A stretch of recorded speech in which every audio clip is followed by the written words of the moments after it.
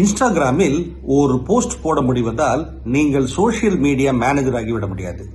அது எனக்கு மேகி கிண்ட தெரியும், அதனால் நான் ஒரு ரெஸ்டாரண்ட் தொடங்க போகிறேன் என்பது போன்றதாகும்.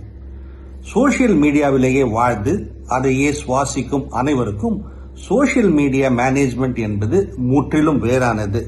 It's a different ball game என்பதை சொல்ல விரும்புகிறேன். அது பதிவிடுவது மட்டுமல்ல, திட்டமிடுதல், அதாவது ஸ்ட்ராட்டஜி, எதை ஏன் பதிவிட வேண்டும் என்பதை அறிந்திருத்தல், கதை சொல்லுதல், ஸ்டோரி டெல்லிங், மக்களை ஸ்க்ரோல் பண்ண விடாமல் செய்தல், உரிய நேரம், அதாவது தி பெஸ்ட் டைமிங், எப்பொழுது பதிவிட வேண்டும் என்பது தெரிந்திருக்க வேண்டும், எண்ணிக்கை, நம்பர்ஸ், எது நன்றாக போகிறது என்பதை கண்டுபிடித்தல், குழு, அதாவது கம்யூனிட்டி, நிறுவனத்தின் தன்மையை பிராண்ட் வாய்ஸ் இழக்காமல் உரிய பதில் அளித்தல், செயல்படுதல், இக்கட்டான கேள்விகளை கையாளுதல்.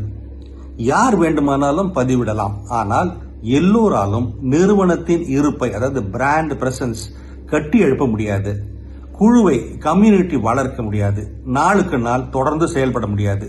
இப்படியெல்லாம் செயல்படுகிறவர்களே சோசியல் மீடியா மேனேஜர் ஆகிறார்கள். பிரான்சிதா பாண்டே இப்படி கூறுகிறார். இது போன்ற சிந்தனைகளை தவறவிடாதிருக்க தமிழ் பூமர் அபிஷியல் சேனலை சப்ஸ்கிரைப் செய்யுங்கள்.